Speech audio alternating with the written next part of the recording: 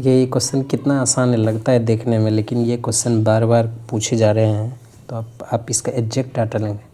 पूरा पृथ्वी पर आपको पता है कि हमें नीला ग्रह इसलिए कहा जाता है क्योंकि यहाँ पर 2/3 जल है। पृथ्वी पर टोटल क्या है? पृथ्वी पर 2/3 जल है। जब आकाश से आप देखेंगे, आसमान से, अंतरिक्ष से आप देखेंगे तो पूरी पृथ्वी आपको नीला ग्रह के रूप में दिखाई देगा क्योंकि यहाँ जल ही जल दिखता है। लेकिन इसके बावजूद भी भारत में या दुनिया के तमाम देशों में वाटर क्राइसिस क्यों है? इसके पीछे का कारण क्या है? देखिए आप इसको समझिए। दुनिया में जितना भी जल है उसको हम 2 भाग में बांट देते हैं, एक लवणीय जल, दूसरा अलवणीय जल। लवणीय जल का मतलब होता है जो समुद्र में पानी है, जो खारा पानी है, जिसको आप यूज़ नहीं कर सकते अपने दैनिक जीवन में। हम अगर तकनीक की सहायता से उसको साफ़ करके पिएंगे वो एक अलग बात है, लेकिन ऐसे नॉर्मली बोल रहे हैं। एक लवणीय जल होता है, दूसरा अलवणीय जल होता है। अलवणीय जल ही फ्रेश वाटर है, ये तो समुद्र वाला पानी है। तो टोटल दुनिया में जितना पानी है उसका 97% कहाँ है? समुद्र में। तो ये तो हमारे यूज़ का है नहीं, हमारी यूज़ का मात्र 3% है। अब इसका डिस्ट्रीब्यूशन चाहिए। 3% में 68.7% जो है वह ग्लेशियर के रूप में है। यानी आपने नाम सुना होगा ग्लेशियर के रूप में, जो आप अंटार्कटिका, आर्कटिक, साइबेरिया वगैरह में जो भी है वहाँ ग्लेशियर के रूप में जो उपस्थित है, जो क्या है, फ्रेश वाटर का सोर्स है, वो जमा हुआ है। 3% का कितना? 68.7%।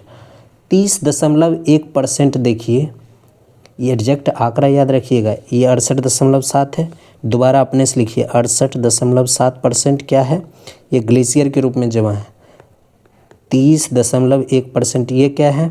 ये भूमिगत जल के रूप में जमा है, यानी अंडरग्राउंड वाटर। यानी कि पृथ्वी के अंदर जो जल है वह 30.1%। तो बचा कितना? 8, और ये कितना हो गया?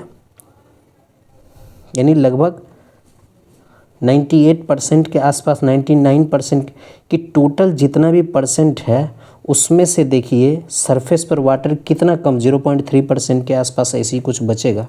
उसमें से नदी के पास 2% है, लेक के पास 87% है, और स्वamp यानी दलदल भूमि के पास 11% है। क्या ये बात क्लियर हुई आपको?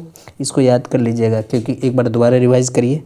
कह रहा है कि पूरे पृथ्वी पर जो वाटर है उस वाटर का 97% लवणीय जल के रूप में है, हमारे लिए केवल 3% यूज में। 3% में से ग्लेशियर में 68.7%, वहीं भूमिगत जल में 30.1%, और शेष सरफेस वाटर के रूप में है। सरफेस वाटर में भी नदियाँ 2%, लेक 87%, और दलदल भूमि में 11% है। इसी असमान वितरण के कारण पृथ्वी पर या भारत में या दुनिया के अधिकांश देशों में जल संकट की समस्या है। अब एक क्वेश्चन इसी से रिलेटेड बना लेते हैं। कहता है पृथ्वी ग्रह पर अधिकांश अलवन जल बर्फ, छत्रक और हिमनद के रूप में रहता है। ये तो बात सही आप देख रहे हैं, इसी को ना हिंदी अंग्रेजी में ग्लेशियर्स कहते हैं। ठीक, तो कहता है कि ये रहता है, ये तो हमको पता है, ये क्वेश्चन में ही दे दिया। अब कह रहा है कि शेष अलवजन का सबसे अधिक भाग, दूसरा नंबर भूमिगत जल। यानी 1 नंबर में तो ये है, पूछ रहा है दूसरा नंबर में कौन है, तो ये वाला आंसर 30.8। तो क्या लिखेंगे?